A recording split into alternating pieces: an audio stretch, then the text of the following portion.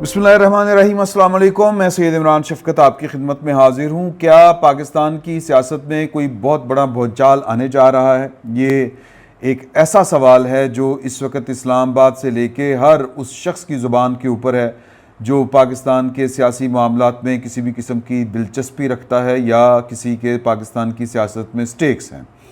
यानी कि stake holders की ज़ुबान के ऊपर भी ये है कि क्या पाकिस्तान के अंदर कोई बड़ी हलचल होने जा रही है। तो जवाब उसका ये है कि वो बड़ी हलचल होने जा रही है और उस हलचल की चाबी इमरान खान साहब के हाथ में है। पाकिस्तान तहरीक इंसाफ वाले हमारे तमाम दोस्त जो हैं वो खुश हो जाएं, वो वाले दोस्त जो कहते हैं कि वो इमरान खान साहब की एक माफ़ी चाहिए, पाकिस्तान की इस्टेब्लिशमेंट एक बंद गली में दाखिल हो चुकी है, ये उनको लगेगा कि शायद ये पहला जुमला सुन के कि 27वीं आइनी तरमीम की चाबी जो है वो इमरान खान साहब के हाथ में, और 27वीं आइनी तरमीम की ऊपर जो है वो एक बड़ा जो है वो मुमकिना तौर के ऊपर एक बड़ा इशू खड़ा हो सकता है। तो ये मैं जो आपके साथ गुफ्तगू कर रहा हूँ ये पाकिस्तान की एक वफाकी दर्जे की एक बड़ी अहम शख्सियत के साथ मेरी आज होने वाली एक मुलाकात की एक रूदाद है। मैं ज़ाहिर है कि उन्होंने कैटागोरिकली मुझे ये बात कही कि ये सारी बातें ऑफ द रिकॉर्ड हैं, और जब कोई आपसे ये कह दे कि ये सारी बातें ऑफ द रिकॉर्ड हैं तो फिर आप ज़ाहिर है कि इशारों के नायों में भी उनका नाम नहीं ले सकते कि इशारों के ज़रिए आप उस शख्सियत तक पहुँच जाएँ।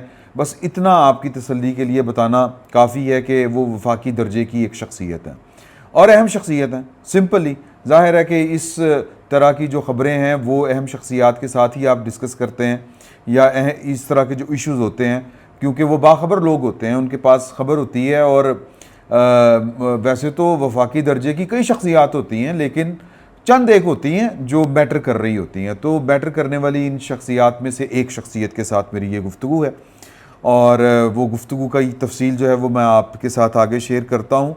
चूँकि ये सियासी मामला है तो सियासी डेवलपमेंट ये है आज की, वो भी करंट हमने चूँकि ख़बरें शेयर करनी होती हैं एक दूसरे के साथ, कि एक तो कराची की जो सूरत हाल है, जो बारिश की, आप कराची की ले लें, आप पंजाब की ले लें, आप जो है वो, क्योंकि ये भी मैटर जो है वो हमने वहाँ पर बैठ के अभी थोड़ी देर पहले डिस्कस किया था कि ये जो नेक नामी किस कदर है पाकिस्तान की पॉलिटिकल फोर्सेस की और हालात किस तरफ को जा रहे हैं। तो वहाँ पर कराची में हुकूमत की, सिंध हुकूमत की कारकर्दगी के ऊपर भी बात हुई।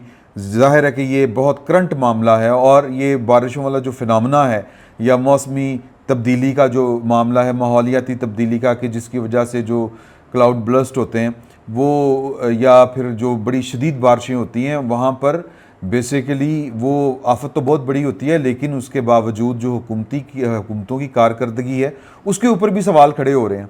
और जो ये कराची वाली सूरत हाल है ये आपके सामने है और मेरे पास जो है वो ख़बर है बीबीसी की, और बीबीसी की जो ख़बर है ये आसिया अंसर और रियाज सहेल ने रिपोर्ट की है कि वो अपनी रूदाद लिखते हैं कि हम एयरपोर्ट पर 9 घंटे से ज़्यादा फंसे रहे, एक बार निकलने की कोशिश की। कहने का मतलब ये है कि बारिश हो या सैलाब हो या फिर जो भी सूरत हाल हो, वो हुकूमतों की कारकर्दगी बेसिकली एक सियासी पस मंज़र के ज़ाविये से देखी जाती है और मखसूस हालात में, या जिस तरफ पाकिस्तान के सियासत के हालात और रियासत के मामलात आगे बढ़ रहे हैं 27वीं यानी तरमीम को लेके, तो ये चीज़ें जो हैं वो अहमियत की हामिल हो जाती हैं कि कौन सी पार्टी जनाब स्टैंड लेगी असूली जमहूरी के जो लोगों को सर्व नहीं कर सकी।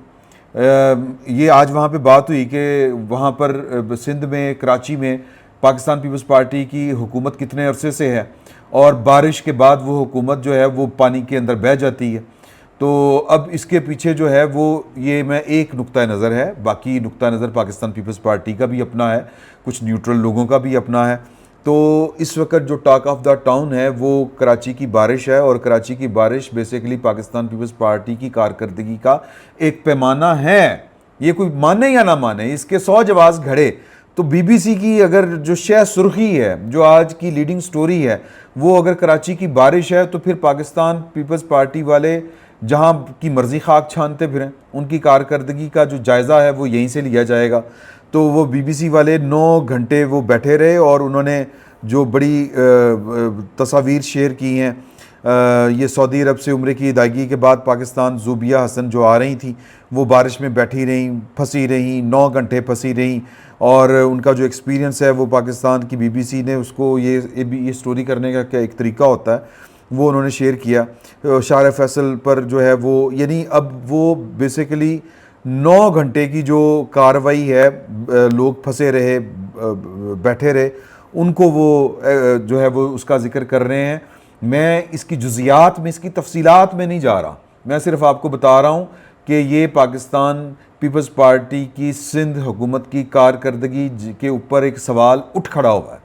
और आने वाले दिनों में जब पाकिस्तान पीपल्स पार्टी खड़ी होकर कहेगी कि जी कि हम 18वीं तरमीम, हम फ़लाँ तरमीम, मेरी 18वीं तरमीम के ऊपर मैं बतौर एक सहाफ़ी, एक पाकिस्तानी और बतौर एक फ़र्द के मेरी जो है वो मेरा वोट पाकिस्तान की 18वीं तरमीम सूबाई खुद मुख्तारी और इनके साथ है। लेकिन जो पाकिस्तान की कह लें कि जो दूसरी फोर्सेस हैं जो मोतरज़ हैं 18वीं तरमीम के ऊपर, वो सवाल तो उठाएंगे कि यार 18वीं तरमीम कब हुई थी? 2008 में। और आपने यार 2008-10 वाला वो जो सेशन था पीपल्स पार्टी का, तो आपने इतने सालों में क्या गवर्न किया है? इस खुद मुख्तारी का, सूबाई खुद मुख्तारी का आवाम को फ़ायदा ये हुआ है कि 9 घंटे बारिशों में फंसे रहे हैं लोग, आपसे एक सीवरेज का निज़ाम नहीं बन सका, आपसे नाले ठीक नहीं हो सके। तो मोतरज़ और इतराज़ करने वाले लोग तो फिर बहाने तलाश करते हैं, और बहाना उनके पास सुथरा आ चुका है। कराची में मूसलाधार बारिश, अब मैं जियो आपके सामने रख रहा हूँ कि जियो कह रहा है कि जी कराची में मूसलाधार बारिश ने शहर डुबोया, शाहराहें बंद, पानी घरों में दाखिल, मुख्तलिफ हादसात में 8 अफराद जाँ बहक। अब ये जो है पूरी की पूरी रिपोर्ट मैं फिर वही बात करूँगा कि पाकिस्तान पीपल्स पार्टी की कारकर्दगी के ऊपर ये सवालिया निशान है। तो लिहाजा ये जो मैं आपके साथ खबर 27वीं तरमीम के हवाले से शेयर करने जा रहा हूँ वो सूबाई खुद मुख्तारी के हवाले से है, वो 18वीं तरमीम के हवाले से है, और उसके ऊपर पाकिस्तान तहरीक इंसाफ का जो मौक़िफ़ है वो तो एक अलग कहानी है। वो भी उस वक़्त अपने दौर में पाकिस्तान की इस्टेब्लिशमेंट की ज़ुबान या आवाज़ में आवाज़ मिला के एतराज़ उठाया करती थी कि 18वीं तरमीम ये है, इससे नुकसान हुआ है, वो हुआ है। हम 18वीं तरमीम को मेरिट्स के ऊपर इस वक्त डिस्कस नहीं कर रहे। मैं आपको ग्राउंड की जो ख़बर है, ज़मीन पर जो मौजूद ख़बर है, जो हालात वाक़यात हैं, वो आपके साथ शेयर कर रहा हूँ। मैं 18वीं तरमीम के साथ हूँ, लेकिन ये जो पाकिस्तान पीपल्स पार्टी है जब ये खड़ी होकर कहेगी बात कि हम 18वीं तरमीम के ख़िलाफ़ over my dead body Pakistan people's party बात करेगी, तो फिर उसको ये जो बारिश वाला सीन है, ये ख़बरें हैं, ये उसके सामने रखी जाएंगी। मैं इसलिए ये ख़बरें आपके साथ शेयर कर रहा था और शेयर कर रहा हूँ।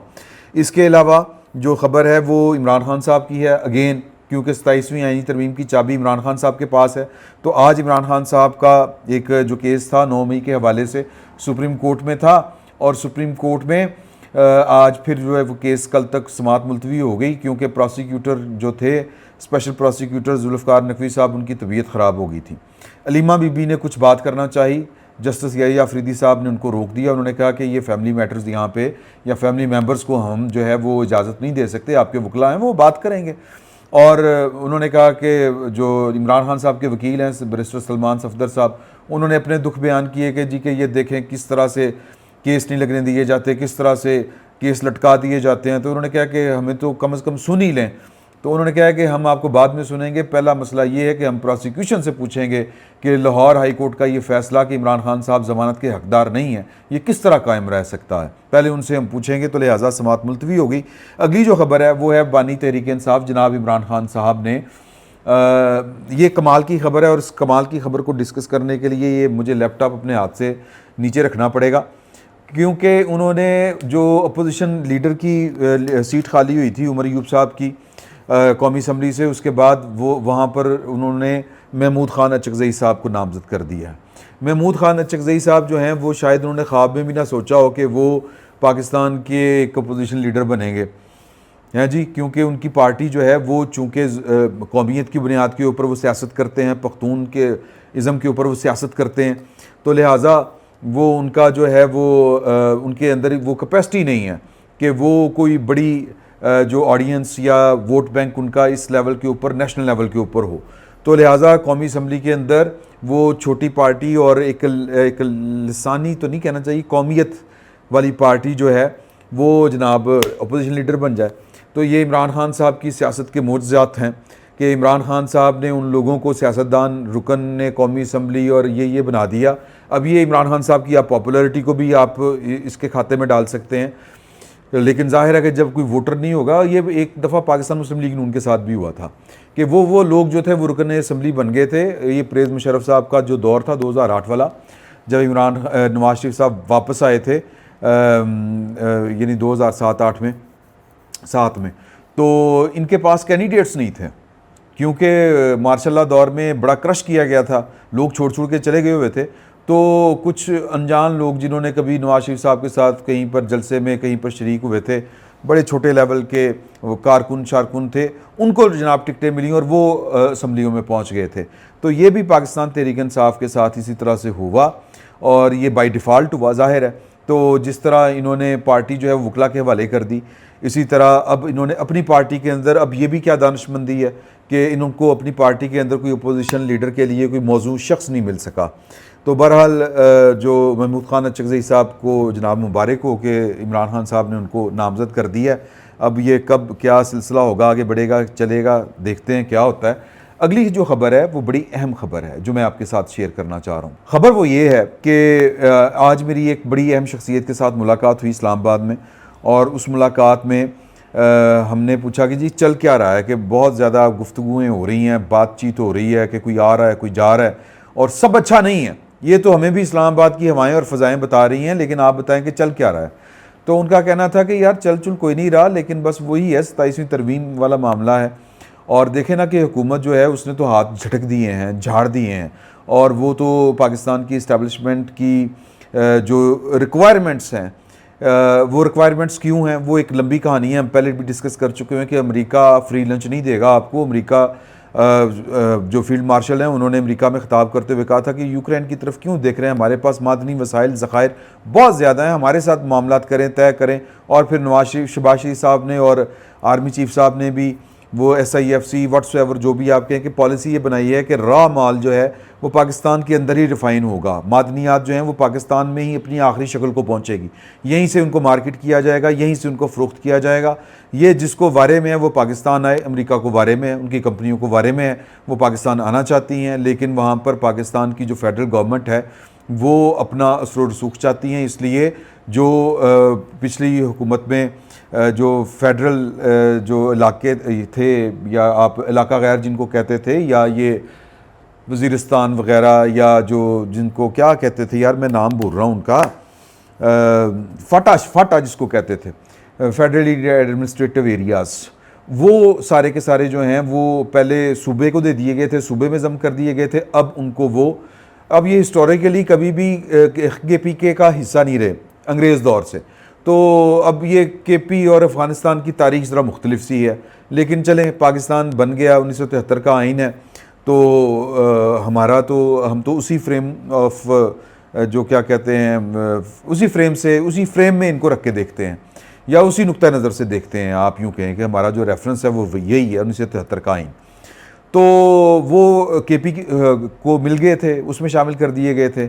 अब बदले हुए हालात में जब NFC वार्ड 18वीं तरमीम में जिसमें शेयर जो है वो सूबों का ज़्यादा हो गया है, और बिलावल भुट्टो ज़रदारी साहब कहते हैं कि जी कि आप अपनी वफाक कारकर्दगी को बेहतर करें। वफाक ने कहाँ पे पैसे इतने लगाने हैं, बाकी जो हमें 18 वजारतें मिली हैं हमने चलानी हैं सूबाई खुद मुख्तारी के हवाले से, वो ये वाली बात कहते हैं, बात में दम है। तो लेकिन हुकूमत फेडरल गवर्नमेंट जो है, या नहीं एस्टैब्लिशमेंट कह रही है कि नहीं जी कि अब ये तो हमें एरिया चाहिए, ग्वादर भी चाहिए और जो वज़ीरिस्तान वगैरह भी चाहिए, और बलूचिस्तान का वो वाला हिस्सा जहाँ पर मादनियात हैं वहाँ पर हमने पाकिस्तान को आगे लेके जाने का और कोई तरीका ही कोई नहीं है, क्योंकि प्रोड्यूसिंग नेशन है ही नहीं। ना हम गाड़ियाँ बनाते हैं, ना बैटरियाँ बनाते हैं, ना सुई बनाते हैं, ना धागा बनाते हैं। और वो जो आ जाके हमने कोई स्पोर्ट्स के और सर्जिकल सामान और जो दूसरी चंद चीज़ें एक्सपोर्ट किया करते थे, बाहर भिजवाया करते थे, वो भी कम हो गई है पाकिस्तान के अंदर। तो पाकिस्तान की जो सलाहियत है, कुछ पैदावारी सलाहियत है, वो शदीद मुतासर हो चुकी है।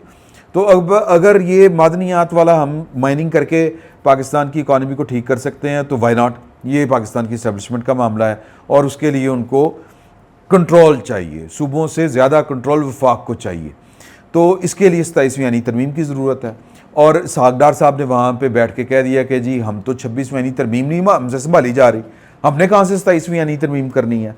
लेकिन पाकिस्तान की उस शख्सियत के कहने का मतलब था कि ये खटपट होने जा रही है, ये वफाकी हुकूमत जो है पाकिस्तान मुस्लिम लीग नून, ये 27वीं यानी तरमीम के लिए तैयार नहीं है। इसहाक डार साहब ने ये बात कर दी है, इशारा दे दी है। इसका मतलब है कि इस्टेब्लिशमेंट ने अपनी चाबी लगानी है और जो कह लें कि ये अपनी सी कोशिश करेंगे। तो मैंने उनसे सवाल किया कि इस्टेब्लिशमेंट अगर नहीं अगर चाहती है तो फिर ये इनकार कैसे कर सकते हैं नून लीग वाले। उन्होंने कहा नून लीग की अपनी सियासत है, पीपल्स पार्टी की अपनी सियासत है, तो लिहाजा वो इनकार तो कर सकते हैं। मैंने कहा जी कि इनकार कर सकना ये और इनकार करना, इनमें फ़र्क है। क्या पाकिस्तान तहरीक इंसाफ की मौजूदगी में, इमरान खान साहब की मौजूदगी में और जो सो कॉल्ड पॉपुलरिटी है वो वाली मौजूदगी में, ये उन्होंने कहा मौजूद कहाँ पे, जेल में। खैर चलें, बहरहाल वो आगे चल के हम डिस्कस करते हैं कि जो पाकिस्तान मुस्लिम लीग नून और पाकिस्तान पीपल्स पार्टी है, ये इस्टेब्लिशमेंट कहेगी और ये मान जाएंगे। जाहिर है कि नहीं मानेंगे। यही बात जो है वो इसहाक डार साहब ने की, तो तरीक़ाकार क्या है, मनाया कैसे जाएगा। तो फिर बात चलते जो है वो इमरान खान साहब के ऊपर आ गई। उन्होंने कहा जी देखें, बात ये है कि इमरान खान साहब अभी जेल में हैं, अभी तक उनका जो है वो उनके सर के ऊपर तलवार ये लटक रही है कि उनकी जो फाइनल उनके ख़िलाफ़ जो फ़ैसला आना है वो सुप्रीम कोर्ट से आना है। तो वो प्रोसेस देखें ना, स्लो हुआ पड़ा है। जिस तरह आज बैरिस्टर सलमान सफदर साहब भी कह रहे थे ना कि जी हमारे केस नहीं चल रहे, ये स्ट्रेटजी लग रही है, ये इस्टेब्लिशमेंट की स्ट्रेटजी लग रही है कि इमरान खान साहब की जो केसेस हैं वो आहिस्ता आहिस्ता अपने अंजाम को पहुँचें, वो साथ रख के चलाना चाह रहे हैं। यानी कि इमरान खान साहब की शक्ल दिखा के पाकिस्तान मुस्लिम लीग नून, नवाज शरीफ साहब को, शहबाज शरीफ साहब को और जो पीपल्स पार्टी है, ये इसको दिखा के, यानी कि मौत दिखा के बुखार, ये पुरानी स्ट्रेटजी थी। एक पाकिस्तान के बड़े मीडिया हाउस के मालिक ने ये कहा था कि जी हमने तो कहा था, बाजवा साहब को मशवरा दिया था कि इनकी शक्ल दिखाएं और कारकर्दगी यही आपको दे सकते हैं नून लीग वाले, पीपल्स पार्टी वाले। अगर इमरान खान साहब जो हैं वो बड़े नाअहल आदमी हैं, वो आएंगे आपको लेने के देने पड़ जाएंगे, उसको हुकूमत नहीं देनी आपने। अगर हुकूमत देंगे तो वो नालायक साबित होंगे। और ऐसा ही हुआ। पाकिस्तान के एक बहुत बड़े मीडिया हाउस के मालिक ने ये वाली गुफ्तगू इस फ़कीर के साथ की थी किसी दौर में। तो वही स्ट्रेटजी अब भी चलती हुई नज़र आ रही है कि मौत दिखाएंगे इमरान खान साहब की शक्ल में और बुखार के ऊपर राज़ी कर लेंगे कि जी के 18वीं तरमीम को थोड़ा सा रिवर्स लगाते हैं और मामलात को आगे बढ़ाते हैं। ये स्ट्रेटजी है। और स्ट्रेटजी ये है कि इमरान खान साहब के केसेस जो हैं वो अपने हतमी जो जिसको हम कहते हैं ना लॉजिकल एंड की तरफ ना जाएं, स्लो जाएं।